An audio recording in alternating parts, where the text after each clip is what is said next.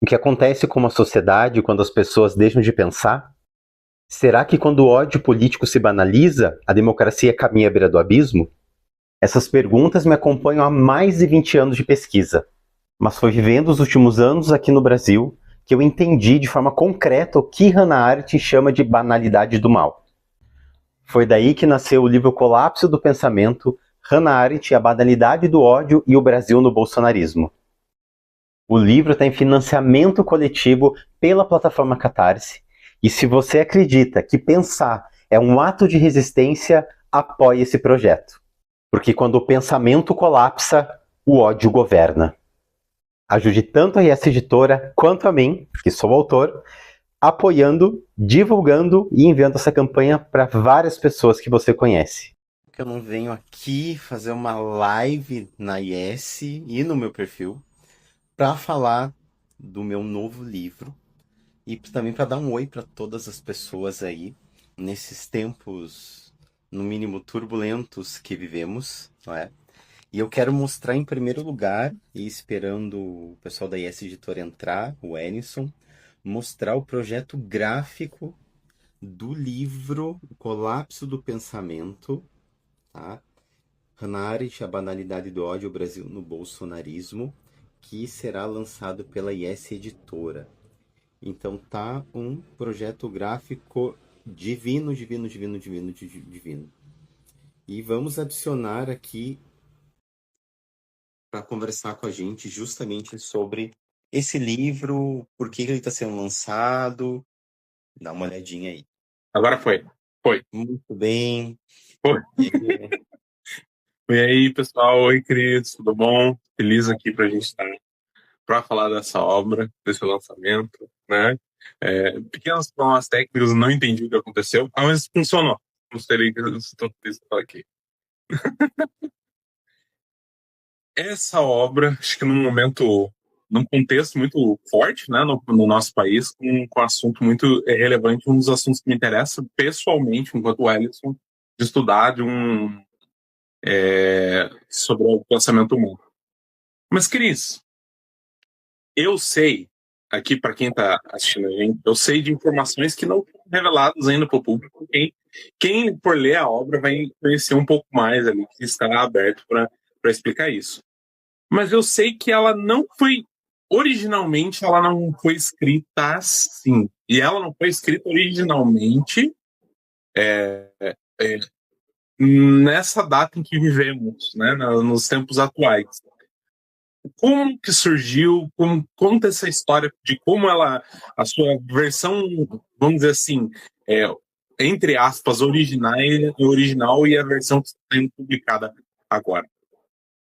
Então, esse livro, ele surgiu primeiro como o meu trabalho de conclusão de curso da minha primeira graduação lá em filosofia, nos anos idos de 2002, 2001, já nem sei mais, 2000 e pouco, não é? O título original era o pensamento na atividade do espírito em Hannah Arendt, que é uma referência à obra que a Hannah Arendt escreveu, essa filósofa judia alemã que sobreviveu ao Holocausto, tem um percurso incrível aí, e na obra chamada The Life of the Mind, que seria algo como a vida da mente, mas traduziram no Brasil como a vida do espírito para evitar confusões com a filosofia ou psicologia da mente. Então, traduziram como a vida do espírito.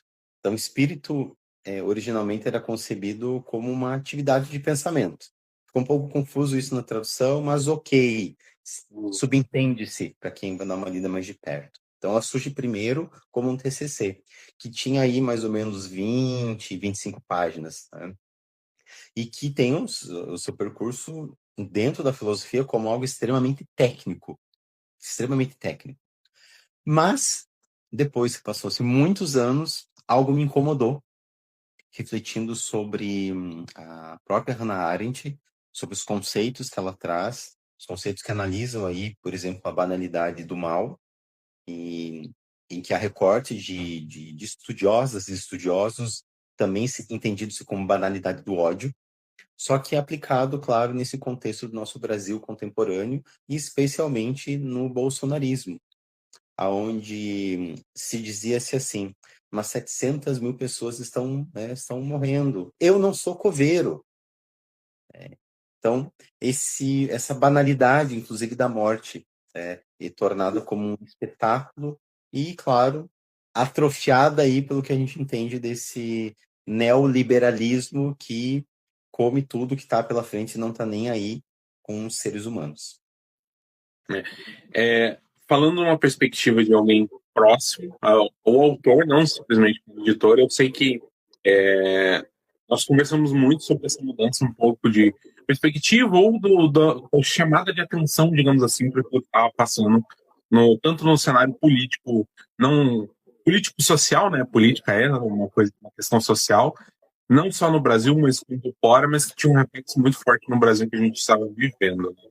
E eu vi tanto em mim quanto você aparecendo, e depois, é claro, o surgimento dessa obra. Você explicou um pouco do que é a banalidade do mal, a banalidade do ódio. É algo que eu tenho certeza, pelo que eu já li da obra, você vai destrinchar um pouco mais, principalmente nesse cenário político, mas sempre tem um ponto em que esse é um ponto de interesse meu até enquanto pessoal, no momento em que você resolve escrever a obra e publicar ela.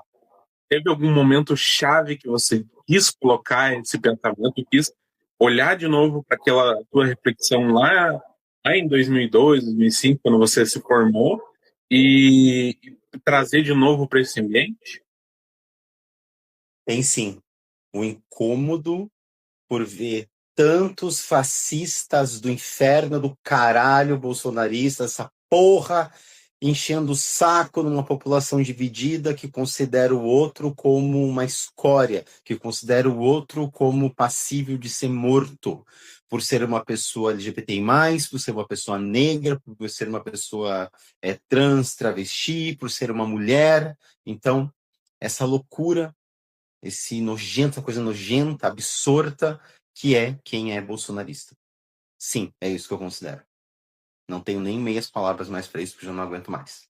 Então, essa obra dá um incômodo, sim, de tudo isso que vem como uma enxovalhada de coisas nojentas nos últimos anos, que é como se uma tampa do bueiro explodisse, e o discurso de no caso, né, alguém que jaz na papuda, né, na papudinha, no caso, né, atualmente no hospital, e que, como bom cristão, eu digo assim, que vá para os braços do Senhor, não é?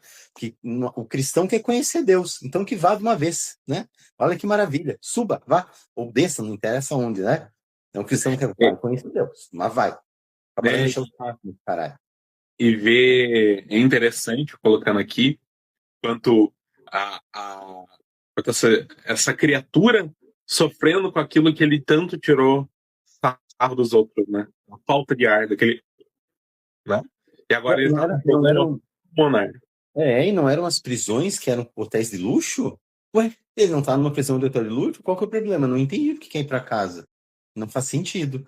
Mas, Edson, eu queria ler um tantinho do prefácio aqui para elucidar para quem está escutando agora a gente, vendo a gente, ou para quem vai escutar e ouvir depois a gente. Então, partindo das reflexões de Hannah Arendt sobre a banalidade do mal, formuladas a partir do julgamento do nazista Adolf Eichmann, o autor investiga o colapso contemporâneo da atividade do pensar para compreender a radicalização política brasileira durante o governo bolsonarista. Este livro examina uma transformação ainda mais profunda, o desmonte do pensamento, da responsabilidade ética e do próprio mundo comum. Arendt demonstrou que o mal extremo não depende necessariamente de fanatismo ou perversidade individual, mas pode emergir da reflexão cotidiana, quando pessoas comuns deixam de questionar o que fazem e repetem discursos prontos. No Brasil recente, essa ausência de pensamento tornou-se possível na naturalização da morte durante a pandemia, na hostilidade contra a ciência, na reabilitação simbólica da ditadura militar, e quase real, não é? Quase tornada real, e na legitimação pública do preconceito, do ressentimento e do ódio político. O livro sustenta que a crise não é apenas institucional, mas espiritual e política. A substituição do pensamento por slogans, da argumentação por memes e da realidade por narrativas conspiratórias. Quando o pensar é abandonado, o espaço público deixa de ser lugar de pluralidade e passa a funcionar como arena de mobilização afetiva permanente, onde o inimigo substitui o adversário, a violência simbólica prepara o terreno para a violência real. Pensar é interromper automatismos, sustentar o diálogo interior e assumir responsabilidade pelo mundo que ajudamos a produzir. É justamente nessa capacidade que o bolsonarismo mobilizou para enfraquecer. Este livro propõe, então, um diagnóstico e um posicionamento. A banalidade do mal, descrita por Arendt, reaparece hoje como banalidade do ódio, quando a violência deixa de chocar e passa a organizar a vida política cotidiana.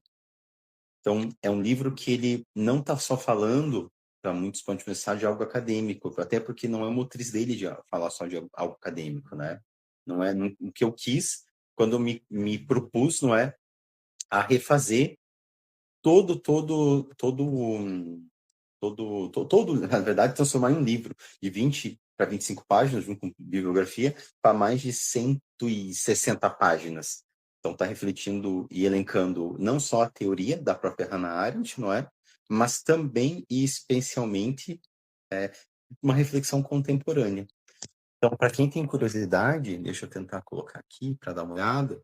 Então, aí na introdução tem um aviso de utilidade pública, não é? Que é um livro, então a gente está avisando, né, Wellington, que é um livro totalmente acadêmico.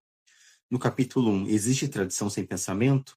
Então a gente vai abordar um pouquinho mais sobre a obra de Hannah Arendt e a questão do que é o pensamento, esse pensamento ético que nós temos conosco mesmos, quando nós julgamos o que é certo e errado. Tá? No capítulo 2, então, o pensamento como uma atividade. Então, pensamento pode ser uma ação, nos perguntando, então, de que forma em que eu fazer ou não fazer algo pode se tornar uma ação, ou seja, tem consequências no mundo em que vivemos. A motivação do pensamento, esse 2 em 1 socrático aí, ou seja, esse diálogo consigo mesmo, será que pode nos salvar? No capítulo 4, a gente está trazendo um pouco sobre o pensar e a banalidade do mal, Hannah Arendt, o Brasil contemporâneo, de forma muito específica, e resgatando a atividade do pensar e o perigo da ausência de pensamento no que eu considero que o bolsonarismo faz. E também trazendo um pouquinho sobre uma discussão bem atual, é possível relacionar o bolsonarismo com a paranoia ou chamá-los de perversos, sem desresponsabilizá-los juridicamente? Porque é muito fácil dizer que ele é louco, é paranoico e tal, mas e aí? Daí, se nós fizermos isso, a gente desresponsabiliza juridicamente. Então, tem que ter um cuidado imenso com isso, até para não dar uma valorização negativa ou ruim para quem é paranoico ou perverso, porque não é sobre isso. Tá? E também fazemos um fechamento sobre, depois do colapso do pensamento, pensar por paixão e responder politicamente pelo mundo. E tem um artigo, um plus aí de um artigo que eu escrevi sobre essa adolescência também, que está integrando o livro. Eu tenho, acho que um ponto muito interessante de colocar aqui. Claro que tem um diagnóstico, uma análise sobre uma questão da realidade brasileira contemporânea, né, falando do bolsonarismo, mas é uma realidade que está no mundo afora, sobre nomes diferentes, sobre várias outras situações. Né? A banalidade do mal, quando você tem uma figura pública que vai num programa de televisão dizendo que está tudo bem se alguns inocentes morrerem para validar a posse de armas do restante da população. E, curiosamente, essa mesma figura é assassinada por uma pessoa que estava com porte de arma quando não deveria ter. Né? Então, assim, são realidades que, para além do bolsonarismo, um estudo que a gente pode ser utilizado para além do bolsonarismo, para situações do passado e do futuro, é claro, sempre trazendo esse pensamento sobre a banalidade do mal, sempre que a gente pode aprender com base nele no futuro. É isso, pessoal. A gente está com a campanha aberta. Estamos nos primeiros dias da campanha. A gente ainda vai falar muito sobre a obra. Talvez essa não seja a única live que a gente vai fazer, até ainda dentro da campanha. E gostaria de contar com o apoio de todos vocês para adquirir essa obra, para espalhar esse pensamento mais político e essa racionalidade na população.